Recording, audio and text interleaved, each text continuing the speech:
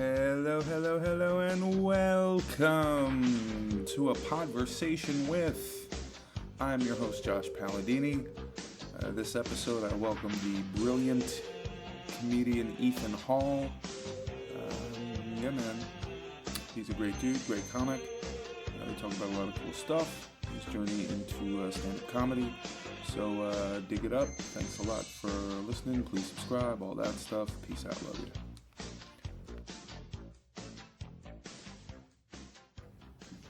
I feel warmed up. Talking about it did the trick. Yeah, it put me in that mindset. Okay, I'm sitting here with the hilarious Ethan Hall. You're too kind. One of my favorite comics in the world. You're very sweet. And yes, I knew that you were one of my favorite comics the first time I saw you because I hated you. But I knew that there was a connection, and now that upon reading your pre-interview, I realize what the connection really is, and it goes deeper than Woody Allen. It's the fact that you, okay, so for the guests not in the know, the listeners I should say, I send out a pre-interview to all my guests to sort of take care of any, I guess, information that could be perfunctory or whatever. But one thing I always ask comics is their favorite comedians. Right. And you did not name anybody who released work past, their first works anyway. There's no comics from the 70s, 80s, 90s, or 2000s. Yeah, not really. Which is not to say that I don't appreciate or like any of those people. I mean, there are contemporary people that I like, but in terms of, influences, even saying that word makes me feel pretentious. But in terms of people who watching their stuff made me want to do this, certainly not a lot of contemporary people. And that might just be an accident of what I first saw and when. I think that probably plays a pretty big role. Like, how old you were when you first saw stuff that really made you laugh. And for me, it was mostly old stuff. So, was it your dad? Yeah, my dad played a role in it. I owe my dad a lot because he showed me the Marx Brothers when I was a little kid. When I was probably, 6 or 7, I saw At the Circus, which is like not one of their stronger movies particularly, but I was hooked pretty quickly, and then he would bring home more of them, and that was the introduction certainly to film comedy. Woody Allen came later. I don't know if the first time I saw a Woody Allen movie it was with him. I think I probably saw Annie Hall first, and made a huge impression on me. Obviously, I don't remember how old I was. I was probably 10 or 12. And then I saw Take the Money and Run and Sleeper, and then I don't know. At some point, I made it my business, and I saw I think all of them, save for 1 or 2. And yeah, I knew pretty early that I wanted to be a funny person in some capacity professionally, and that, yeah, I would say I owe that to my family, and in some kind of basic respect. But I was always telling jokes when I was a little kid. When I was 5 years old, I would memorize joke books and just. I think people thought it was more cute than it was funny, and half the jokes I was telling I didn't understand. So I would tell a joke and it would get a laugh, and then I would ask the audience to explain it to me. And sometimes I imagine they were pretty raunchy, and I wouldn't get I do you know that joke. Do you know that joke where it's farmer kid comes downstairs, his mom wakes him up to do his chores, and he's grumpy and tired and he doesn't want to get up, so he gets up and he goes to feed the chickens and he kicks the chicken, and he goes to milk the cow and he kicks the cow, and he goes to feed the pigs and he kicks the pig because he's just in such a lousy mood, and he gets out to breakfast and his mom says, "I was watching you, and because you kicked the chicken you'll get no eggs, and because you kicked the cow you'll get no milk, and because you kicked the pig you'll get no bacon." And as she's saying this, the boy's father comes downstairs and trips over the cat on the last stair and kicks the cat across the room, And the kid turns to his mom and says, "Are you going to tell him or should I?" And I read that joke, and I knew it was funny just like from the rhythm of it, and so, just having read a lot of joke books and heard a lot of jokes. And I told it to my dad in the car one day, and he just like stared straight ahead like he didn't know what to make of it. And I asked him, "What does that mean?" And he's like, "I'm not going to tell you." That's interesting. So you almost were like familiar with like rhythm and cadence and all that stuff and timing before you even necessarily had Sure. the knowledge of the subject and everything. That's pretty interesting. And I knew I just liked the feeling and the act of making, it was, every kid has probably that thing they figure out that they know how to do without being taught. And for me it was like delivery. I kind of knew, once you read a joke, you knew how to say it.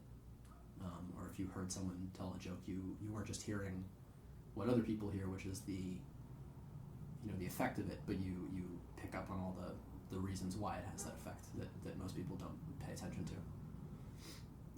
So I was doing that pretty early without really thinking, in any depth about it. So, Marx Brothers, and Three Stooges at all? Yeah, sure. Yeah, I like the Three Stooges. I'm not super well versed in them. When my siblings got older, then my dad started showing them the Three Stooges. I've seen stuff from the Three Stooges, and I think they're great, but they weren't as present early on for me, and I'm not conversant in them or anything. I see. Yeah, one of the things I think was at least from my perspective, that was interesting about the Three Stooges, and the Marx Brothers especially, is how, like, as a kid,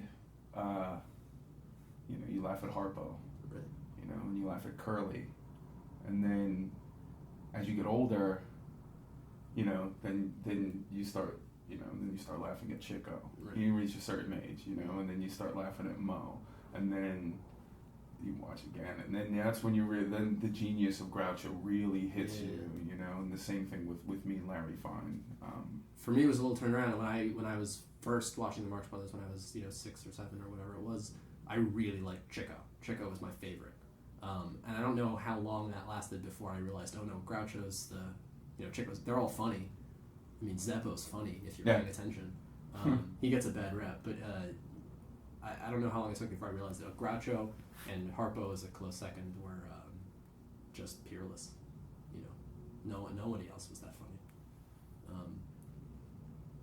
And the fact that they had just come, like, silent movies were taking a back seat, and yet Harpo was still one of the funniest things you could ever see in a movie. This is unjust, but I always felt it was a little unfair that everybody knows who the Three Stooges are, but only comedians, and not even all comedians, know who the Marx Brothers are. And it's just a generational thing, but when people tell me they really like the Three Stooges, I'm like, you gotta see the Marx Brothers.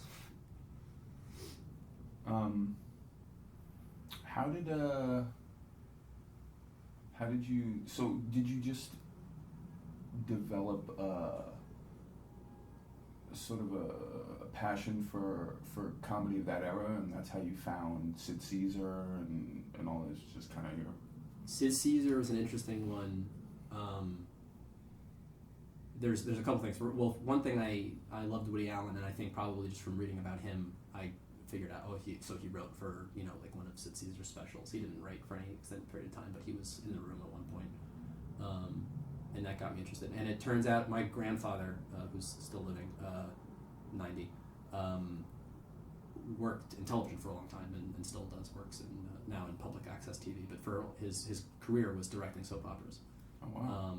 And before that, he was in the theater, and he was a stage manager at NBC and a director.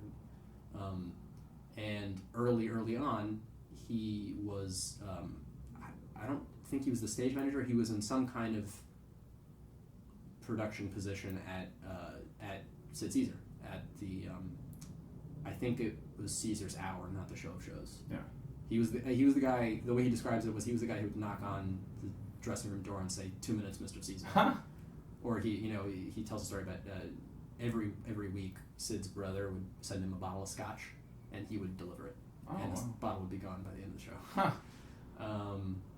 So there's a connection there, and so I used to watch Sid Caesar with my grandfather, who incidentally at one point had lunch with Harpo Marx when he was stage managing on some just weekly variety or talk show or something in the 50s or 60s, I guess. And Harpo was on, in his old age, probably promoting a book or something. And my grandfather went out to lunch and saw Harpo in the restaurant, and no one else recognized him because he wasn't in makeup or a wig, and went over and joined him and had lunch. Every time I see him, my grandfather forgets he's told me that story, but it doesn't. That story just makes me smile no matter what. But yeah, that's how I got into Sid Caesar, and liking and wanting to know more about any of these people. You read about them a lot, and then you just you hear references to a lot of other people, and everyone kept talking about Keaton and Chaplin, so that's how I got interested, and I just sought that stuff out, and obviously, you can't watch that stuff and not become entranced by it. Yeah, that's mostly. It was a cyclical effect where I'd be really into one thing for a long time and learn everything about it that I could, and in doing so, discover here's 12 other things I should look into. Did you show it to any of your friends at the time, or was it? Sure. Yeah, I mean, for a long, became when I was even in elementary school, I would do Groucho for people, and no one had any idea what it was. People were just confused half the time because it was so anachronistic. I would do the Sanity Clause routine and the bowing thing from A Night at the Opera, Mr. Gottlieb, Mrs. Claypool, Mrs. Claypool, Mr. Gottlieb, and everyone was just like, this is just a weird kid. But I remember people would, even if you don't know who Groucho Marx is, you know who Groucho Marx is because it's in the culture, from those glasses to just that caricature and that character. People know it without knowing that they know it. So people would see a clip of something on YouTube eventually, or I don't remember how, but they would say, "Oh, this thing's really funny," and I would say, "That's Groucho Marx." How did you not know that from when you were 5 years old? That's basic knowledge for me. And when I got into Chaplin, I got really into it, and I saw a lot of his movies, and I made my siblings watch them, and they got into it because they were young, so they didn't care that it was black and white or silent. And I showed it to my friends with mixed success. Sometimes it's too dated for people, but when people approach it with, I hate to say an open mind, but when people are willing to like something that they've never seen before, they get bowled over by it. No one makes movies that funny anymore. I don't know if we can't or we just don't. But yeah, I don't know. Did you ever see Brain Donors? No, what is that? Oh, Brain Donors. You should check it out. Yeah. It was from the early mid-90s. Who's in it? John Turturro plays ostensibly Groucho Marx. Oh, you're kidding. No. Who is the guy? Oh, I forget the fellow. There's a British character actor playing. It's not really the Chico part is kind of non-existent, and the oh wow, I can't believe I'm forgetting the guy's name because he was a known stand-up. Oh, Bob something plays the silent kind of role, sort of a combination of Curly and Harpo. Trench coat, a lot of trench coat gags. Right, stuff concealed in the pockets. Yeah, and it's worth it for Turturro's performance alone. Yeah. Brain Donors. I love John Turturro. Yeah. It's a great flick. It's the last attempt, at least that I've seen, of anybody to try to make one of those. Right. So, it's. Apparently, Rob Zombie is making a Groucho Marx biopic.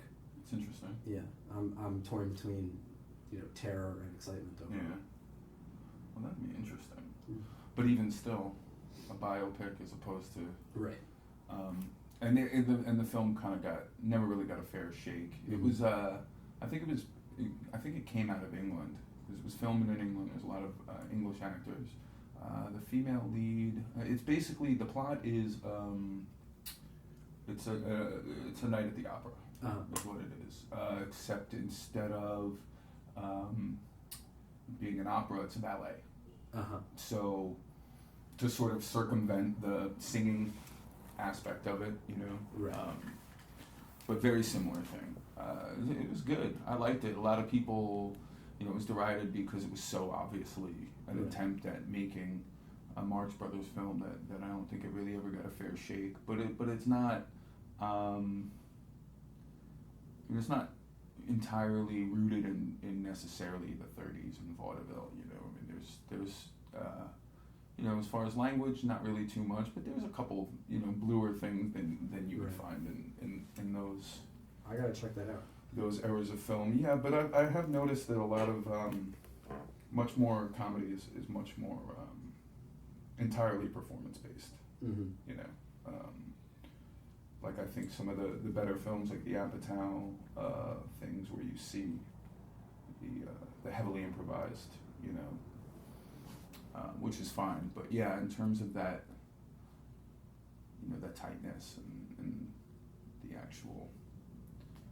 The necessary aspects of the language. There's something about I don't know quite how to articulate it, but there's something about older comedies, and it's not that they're older, because there are lots of older comedies that are awful. We just don't watch them. It's the same as like there was bad classical music, we just don't listen to it anymore. So we're left with the impression that all classical music was great, but that's just the stuff that we kept. But from the stuff from the great comedians, the geniuses, from the Chaplins and the Keatons and the Marx Brothers and so on, there's something pure about those comedies that I don't see a counterpart to in the not that there couldn't be, but I do have difficulty kind of imagining what it would be.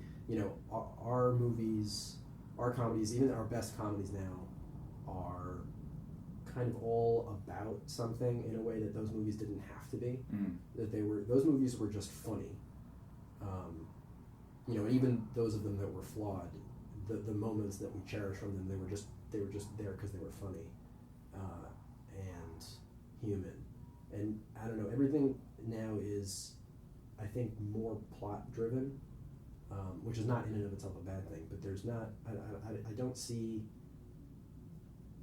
I don't see a counterpart to that kind of comedy anymore. I don't. It might be something that you just can't do, but I hope not. I don't know. I mean, I think it might be related to the fact that, back then, stand-up comedy as we know it wasn't Not a thing. barely a thing. And the guys that were considered comedians. Groucho might have been as close as it got for a while. To an actual, stand-up comic, Yeah, and now I'm sure there was stuff on vaudeville that, if we were to watch it now, we would see all the strings and notice, how the line of history goes from one to another, but nothing like what we do now. But. So how did I'm assuming that you made the transition into stand-up and everything through Woody Allen? Yeah, he's the one. Woody Allen's the guy who made me want to be a stand-up or to do stand-up, because I heard his album probably when I was 13 or something, and that stuff's just, there's not a bad moment in that record. Even the re-release with all the extra bits put back in, there's not. Obviously you wouldn't hear it on an album necessarily, but there's no low point in that album. It's all, they're all jokes that I would kill to write. And yeah, I heard that album made an enormous impression on me, as much as probably most of his movies. And yeah, and I also there was also something about just him, about his life and the way his career has gone, that I see as not as an attainable goal, but as something to model after, or something to seek, to kind of get your hands in everything. Because it wasn't like I grew up and I never just wanted to be a stand-up. Not that there's anything wrong with being a stand-up, but I loved doing stand-up. But when I was a kid, what I kind of hankered after was like, I just want to, for my life and my work, to do funny stuff. And that could change tomorrow, but that was always what I wanted, and I never wanted it to be limited to, oh, I know how to do one thing. Like I didn't want to just be a humorist and write funny prose pieces, even though that's what I was better at when I was younger. And I didn't want to just do stand-up, and I wasn't like a film kid. People sometimes think that I'm a film person because I know a lot of old movies, but it's really not even that. I don't even know that many old movies. I know a lot of movies in very specific categories, like knowing all the Marx Brothers or something like that. Knowing a lot of Chaplin or Keaton. So the Woody Allen model is interesting because he wrote for television and wrote for the New Yorker and did stand-up and had television specials and then made movies and makes movies. He kind of did everything at one point or another and was great at all of it. Like there's not one. I can't point to an area of comedy where he was less than in the top of the field. And that's, besides just being ridiculously impressive, it's something to model after. So you do have aspirations of writing film and directing. Yeah. And it seems like there's a certain hierarchy to it. I mean, doing stand-up for enjoyment and development of your personality and your sensibility, and learning how to write. Not just learning how to write jokes, but learning how to write. Period. And maybe taking a stab at writing for a show, writing for television, whether that's for a late night host or a sketch show or something, or I don't know that I would love writing for a sitcom, but I'd be interested in all of it. But definitely I see making movies as the biggest thing, not the biggest, but the most fully formed thing that a comedian could end up doing. It's kind of like I once heard Robert Plant talking about why Led Zeppelin didn't do singles, or didn't do them as much, I don't know. And he said, well, everyone's always after us, let's have a single, and I just don't approve of it, because the album is a unit, and it's what we've been about for the last year or 2 years or whatever it is, and that's the best, and it functions as a discrete unit, and that's the best way that we can communicate to everybody what we're trying to say in a given period of time. And for the comedian, the movie, I guess you could argue that also an hour special does something to the same effect. But there's something grand about movies that I think we're losing it a little bit. I don't think that anyone now probably can feel the same way about movies as people felt when they were going in the 30s and 40s. There's probably something that's been irrevocably lost there, but there's still just some grandeur about making a movie and being the person behind that and having the world see it. That's still, I think, for my lifetime will still be my high aspiration. Have you no, it's okay. Have you made any attempts into like writing a script or? Yeah, I'm working on one now, actually. I've diddled around writing short plays and short films and things, and nothing that ambitious. But I'm working on a feature screenplay now with a friend that I hate more with every passing day. But not the friend, the screenplay. Right. Yeah. But that's just me, and I think if nothing else, it'll be practice. But I think there might be some potential in it. Hopefully, if nothing else, is practice, and also is something to show people, to show that, maybe it'll end up being crap, but at least we did it. Mm-hmm. Once we've done it, we'll have done it. And it seems like most people get hung up on just the act of finishing the screenplay because just the page count seems daunting. Most people, blow their brains out trying to write a page of dialogue because it's so.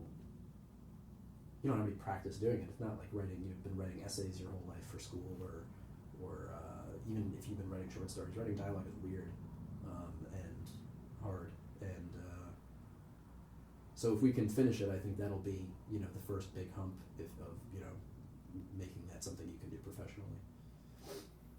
Is where do you think the increasing frustration with the project? Where do you think that's? It's. I don't think it's based on anything empirical. I think it's just me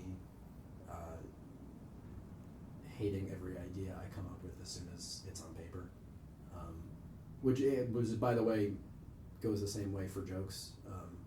I love something when I write it, and when it's good. I mean, I write a lot of stuff that I know is bad immediately, but when I like something, I write it and I'm happy with it, and I might do it a couple of times on stage, and I'm pleased with it, and then within a week probably I'm saying this is hacky, or it's I'm playing to the same territory again, and it's working because I'm capable of delivery, but not because there's anything here that's worth salvaging or that I want to. I'll hate to be associated with it in a month. But I'm self-aware enough to know that some of that's just me, and it's not necessarily anything to do with the material. Sometimes it's to do with material, so I have difficulty sussing out that difference sometimes, but I guess that's part of it. Yeah, that was always the thing that seems like the difference is that, you can't go and every time you write a page, you can't go out and try it. Right. You just have to move on to the next, and then you're left with this 2-hour thing that you've never, or hour and a half, or whatever. Well, the Marx Brothers did. The Marx Brothers got to. They got to try that stuff out on the road. And the movies of theirs that worked less were the ones where the studio wouldn't let them do it. So maybe there's something to that. Maybe there's an argument to be made. I don't know that you could possibly do it now, but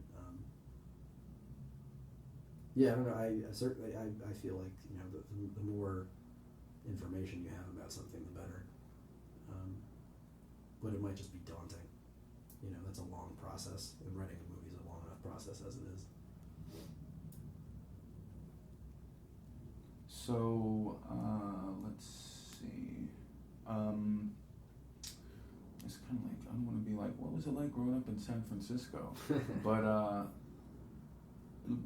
did you you performed a little out there? You did plays and things like that? Yeah, I was in plays in high school, and I did.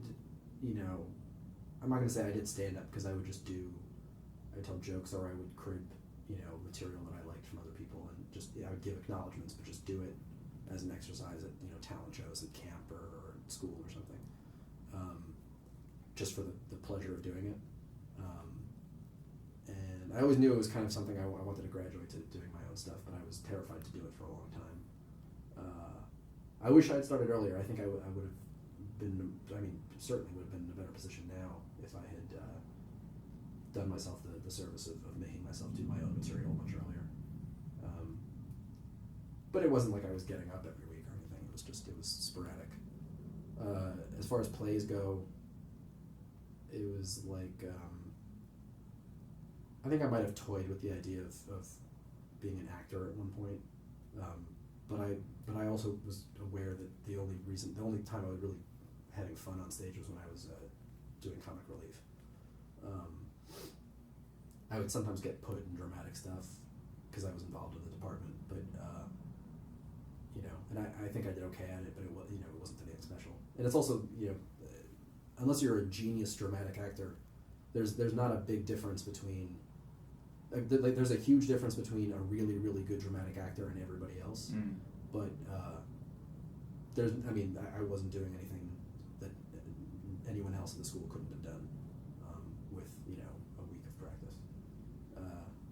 but the comedy stuff I really got into, and it's kind of a function of, if you want to be a comedian, there isn't a class for that in any high school.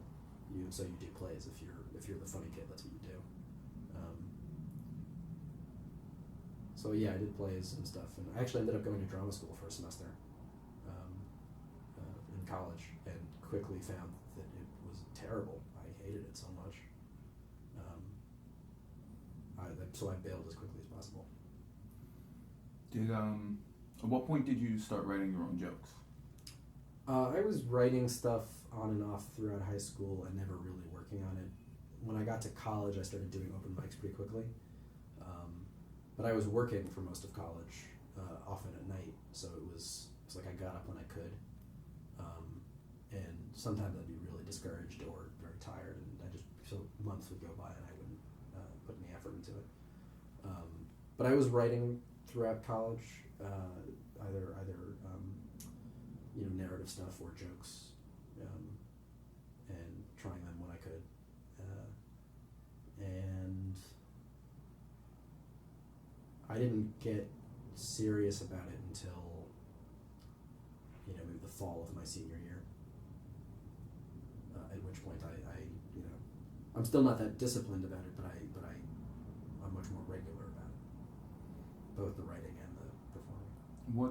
What brought you to New York? Was it school? School, yeah. I mean, I always wanted to live in New York. For part of it being the Woody Allen, and also my father's family is all from here, and he was born here. My grandfather still lives in Long Island, and I have aunts and uncles and cousins in Queens and Brooklyn and everywhere.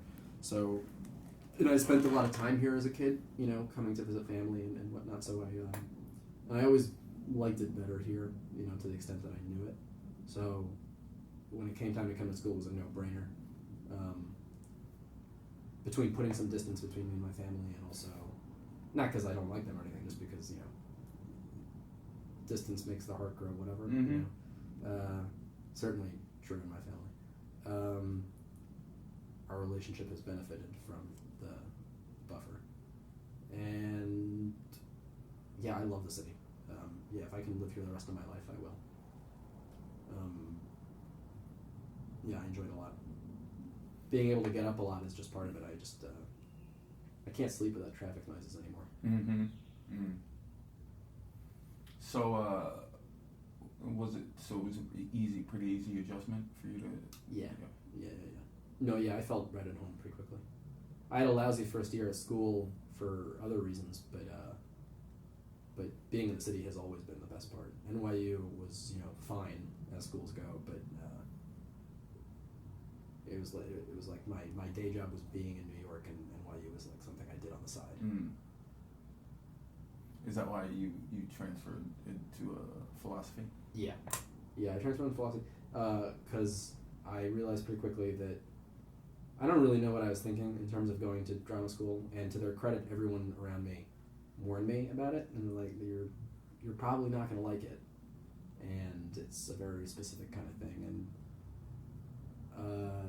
they were really right. I really didn't like it. Everyone around me I was put in this uncomfortable position because I liked all of my classmates outside of class, but then the second they were in the studio under the influence of the faculty, they just became insufferable. Just pretentious, and just they said a lot of words that didn't mean anything, which I think is probably a bigger problem than just drama departments, but is, specific in a kind of way. I can't imagine going into philosophy would necessarily put you around less pretentious people. You'd be surprised because it's, people have an impression of, I'm not going to say that there weren't kids like that, but certainly the faculty and most of the students were rational, level-headed people who just liked argument and theory and logic and that stuff, and I liked reading it, so I knew I wouldn't get bored of it, which was the primary thing that got me into it, because I had read some of it in high school and enjoyed it and thought, okay, well, this is something, this is an appropriately useless humanities major that I'm not going to just get sick of tomorrow, because it's not a one-note thing. There's lots of stuff you can be interested in within philosophy. as far as the students go, I mean, there's always the one kid in a philosophy class who won't shut his fucking mouth. Mm-hmm. But for the most part, they were people who liked the same style of conversation that I did, who were interested in some of the same things that I was, and didn't always see eye to eye with one another, but that was kind of the point. And I like that, especially given that the climate on college campuses now is one of, disagreement is much more of a deal breaker with other people than it used to be, I think. If you disagree with somebody now on a college campus on anything of a substance, it's very likely that they'll write you off if it's, certain hot button political things or, moral or religious or philosophical things.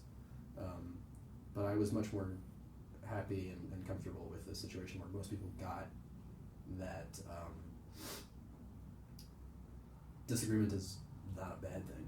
It's can be fun and changing your mind is pleasant. And why would you want to be wrong for a second longer than you have to?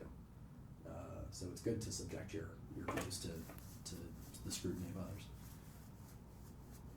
And the kids that I really didn't like were, some of the kids in drama school and some of the more politically minded kids who had found a thing and bought into it 110% and wouldn't tolerate any, nothing got through that veil. Of, whatever it was. There were, kids in the campus, socialist groups, or kids in the drama school who were really into, Meisner or something. It kind of didn't matter what it was, but they, a wall goes up, and they just like using the jargon, and they like, playing a certain kind of character in, their whole life. And that's not like a fun person to have a conversation with or to spend any time with.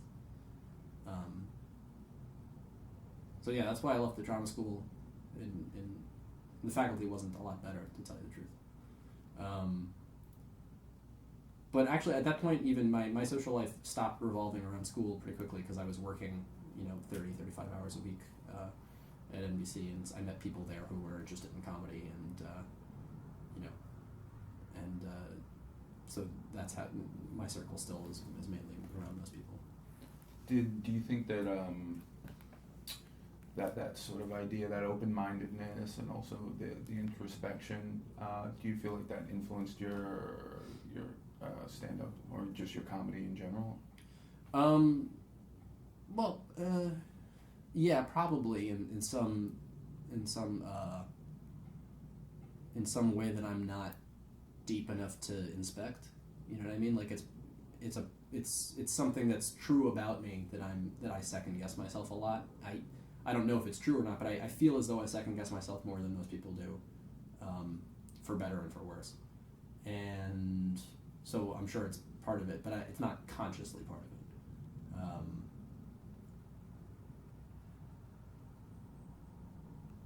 It's yeah. I mean, I don't make any. I sometimes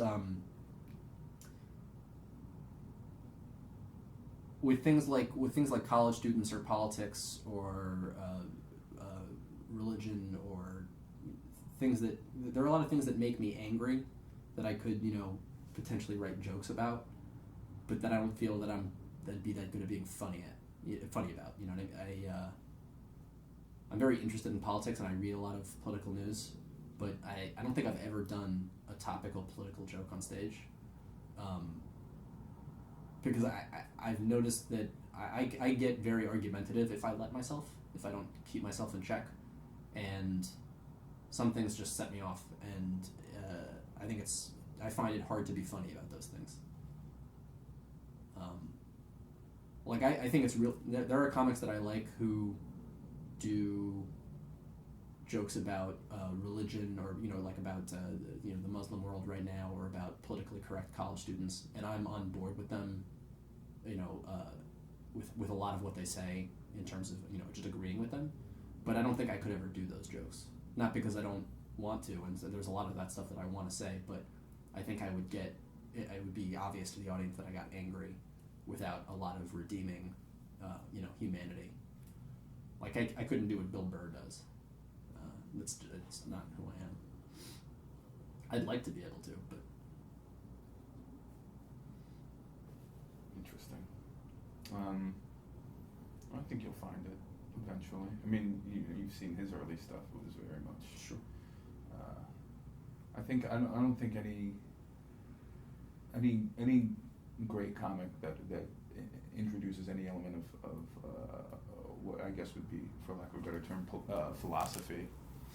I don't know if there's any comics that really start off doing that. I think everybody sort of really sharpens their sense of humor before they start directing it. Right. Even Carlin, obviously, is one. They get good at the craft side of it before they get good at the content side of it. Mm-hmm. There's probably a better way to phrase that, but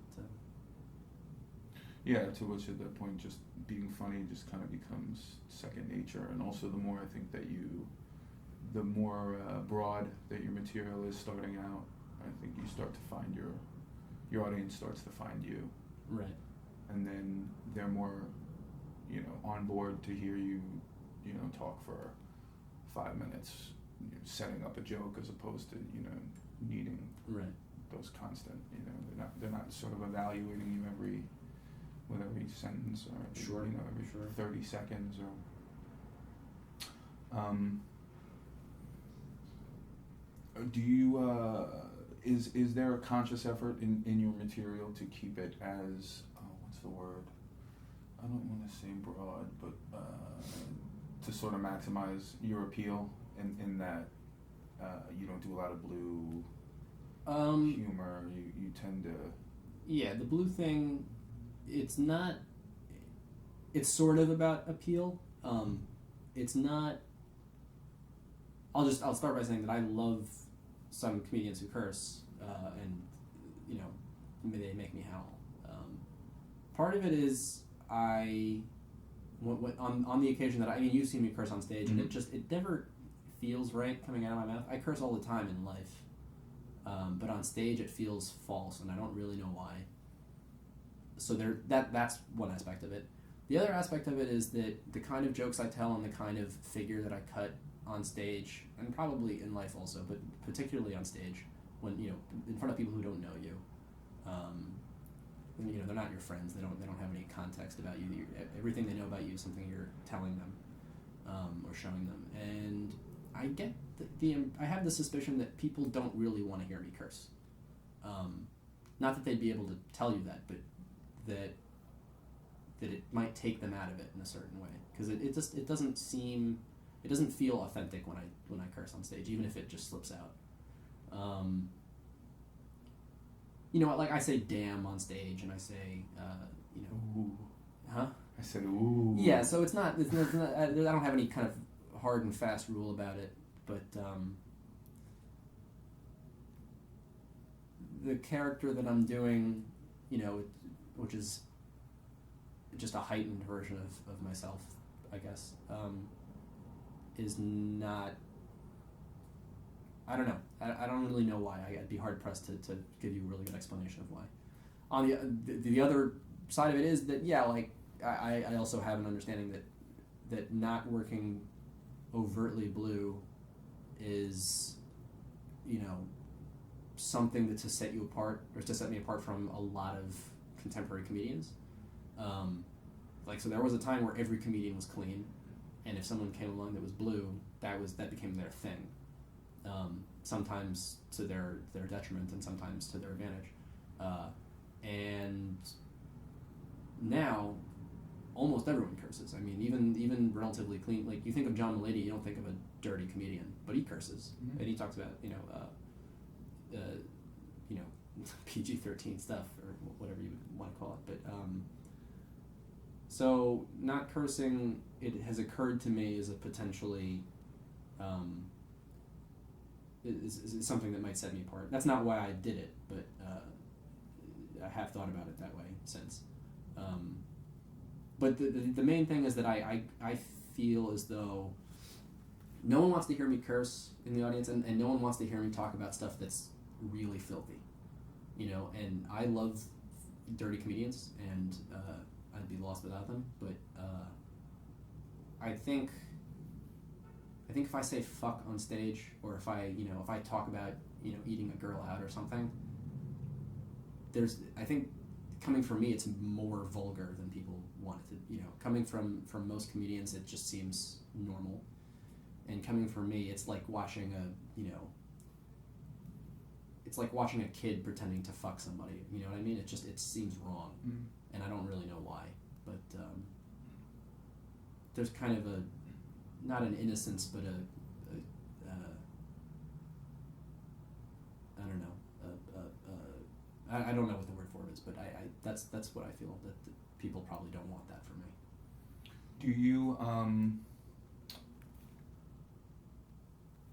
Do you enjoy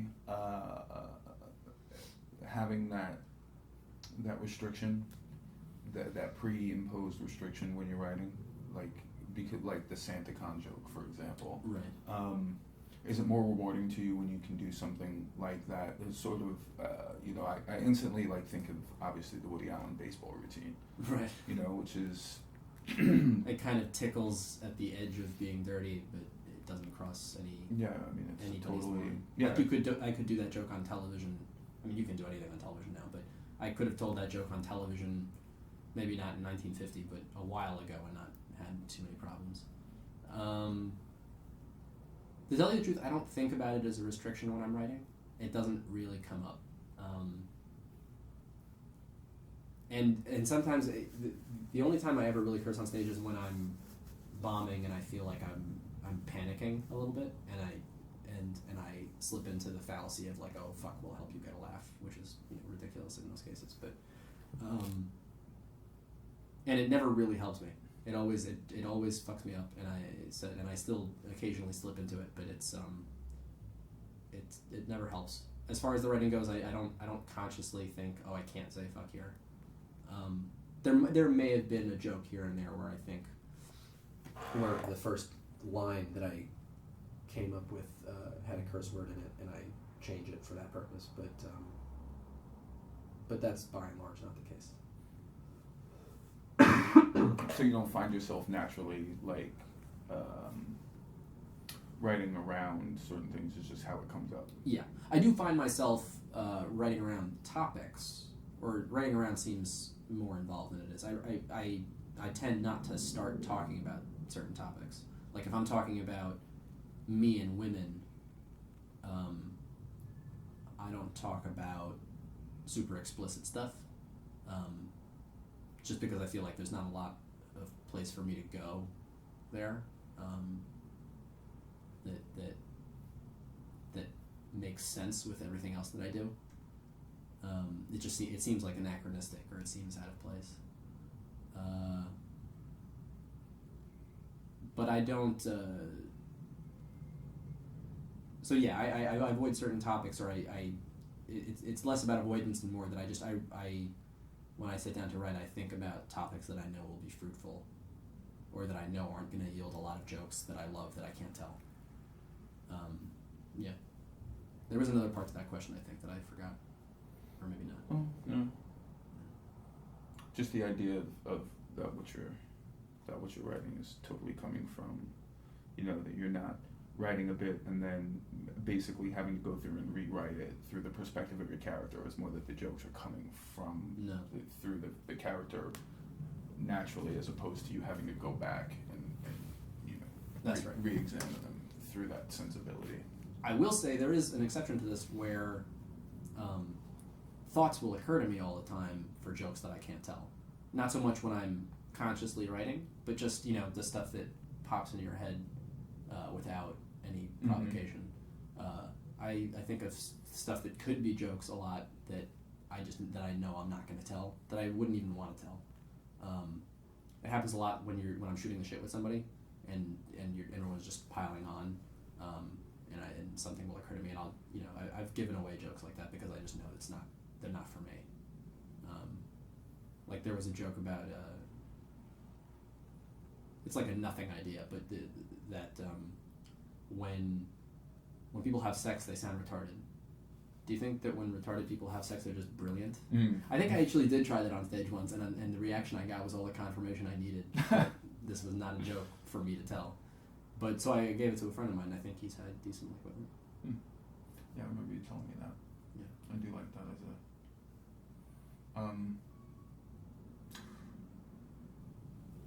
Yeah. Then you mentioned improv. Right. How much have you done? How much have you tried? I've done none in any, structured capacity. I mean, when I did theater in high school and took classes there, it was always kind of a component that throw in. But I've never taken a UCB class or anything. I've thought about taking one of their sketch classes, but I've never taken an improv class. And I don't know that I would, because I like writing stuff.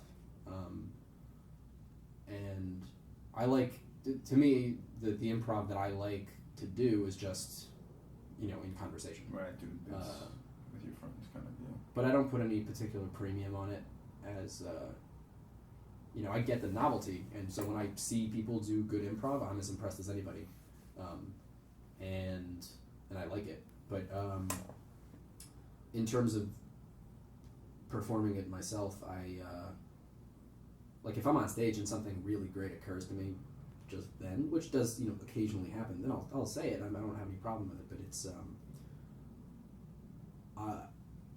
to me the real challenge is to write something and work on something and fiddle with it until you know that it's really good, regardless of what happened in the room that night. Mm-hmm. So I have a lot of respect for it, but I'm not. I'm just not the type to do it. And I know a lot of people, who do UCB and who are active there, and people who work around Gethard and that circle. And they're all very talented, very passionate people, and they know a lot of stuff that I don't know. But I don't think I'd be that great at kind of standard improv in that context. And I think, honestly, I don't think I'd enjoy it that much either. Do you? I don't play well with others. Yeah, that's a lot. That was that was my experience with it. Where it was more the solidification that I was like, no, I kind of want to be the. You took classes or? One class.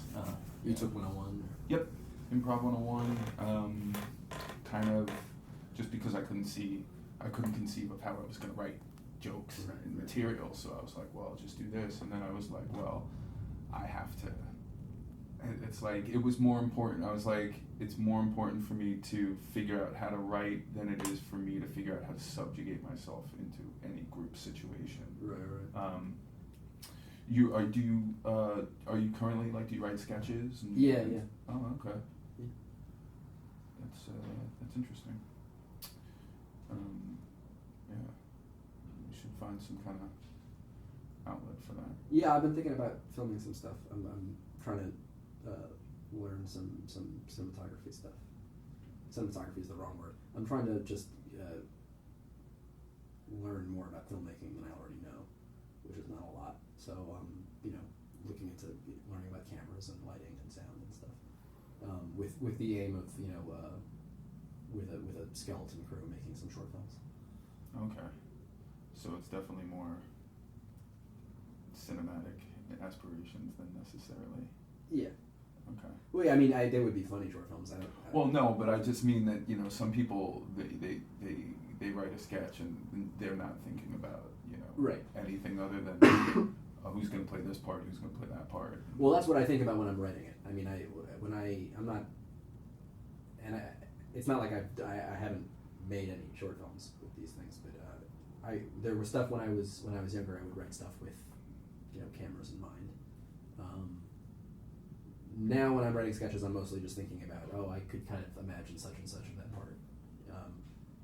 And most of those things just sit idle because I'm just writing them to write them and maybe make a packet out of them or something to show somebody. But it has occurred to me that as long as I wasn't paying me to write for a show or something, I may as well get together with some like-minded people and make something to show for it, because the screenplay is like something you have in your pocket, so when someone asks, you can show them, I'm capable of this. Sketches are along the same line, just for a different project. Short films would be a nice way to show, oh, it's not just that he can write it, so he has a sense of what this should be, whether or not that's the right final form for it, Mm-hmm.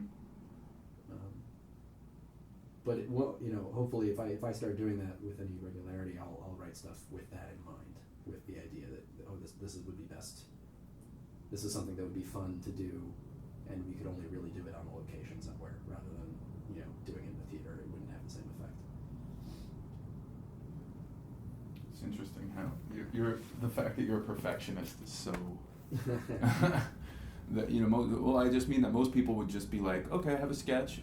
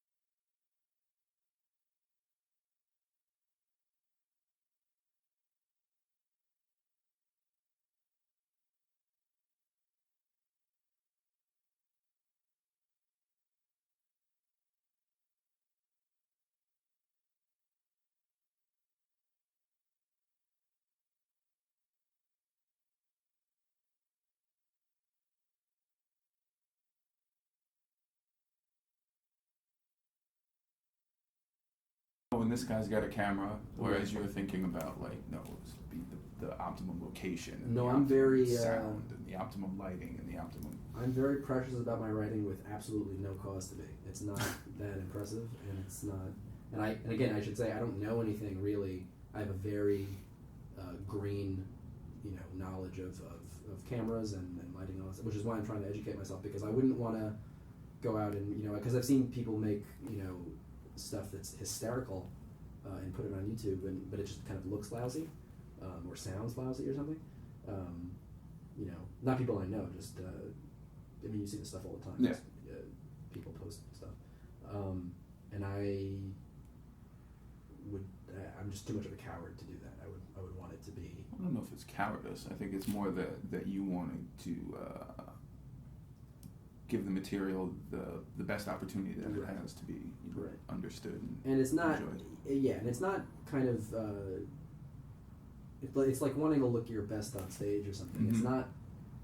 There's probably some vanity in it, but it's more about the less distracting you are, the more people can pay attention to what you're saying. And if looking bad is distracting, looking good is is kind of standard on stage. Mm-hmm. That's what people expect. And if you unless that's your thing, if it's part of your deal that you look lousy, then that's fine. That's different. But it's the same with the movie. If it looks crappy because you intended it to, because you meant to shoot it that way, that's one thing. But you want people to be focusing on what you want them to focus on. So shitty sound or a bad image or something is crap out of focus is just shooting yourself in the foot in a way that you don't need to. That said, movie making gets expensive quickly, as I'm quickly learning, even without having shot anything. So it's a daunting prospect, just equipment and everything, and even the bare minimum of stuff. You don't have to buy like a fancy boom stand or something. You can use a broom handle, but just the stuff that you really do need for any aspect of making something look and sound good, that adds up quickly. So it's something I'm trying to wrap my mind around. Cool. All right, man. That hour flew by. That was an hour? Yeah. I feel like I talk too much. No, that was great, man. I feel like we're gonna have to do. We're gonna have to. Yeah. We're gonna have because there's a lot of stuff. There's I'd a lot love more to come stuff back, that yeah, I would love let's to do talk to you about. I'm gonna have you on. You're gonna do top 5 next. Top 5, okay. Top 5. I demand it. Wait, didn't I do top 5 in the pre-interview? What? Wasn't that top 5? No. Top 5 movies? No, top 5 is. Oh gosh, we didn't even get to talk about The Wizard of Oz, which is one of my favorite movies of all time. Great. Also, great. We talked about we kind of talked about Chaplin. And we'll when I have you on the top 5, we'll make it. We'll do it about film or something. Okay. Put it up to you, but yeah, we'll definitely have you on that. Anyway, thanks everybody for listening. Thank you, Ethan. This was great. It was perfect. And yeah, man. Thanks everybody for listening. What's your Twitter? Do your plugs. Twitter is at EthanHall1984. I don't tweet though, so. Okay. No website or anything. I'm terrible at social media. You're fine. Gotta move on with that nonsense. And you can see Ethan Hall most likely at Climate Lounge. That's a big, it's a nice, comfortable venue. You do very well there. I should have brought something to plug. Yeah, I should have written a book or something. Or, nubile 19-year-old. All right. 19. So, anyway, thanks for listening, everybody, and we'll see you next time.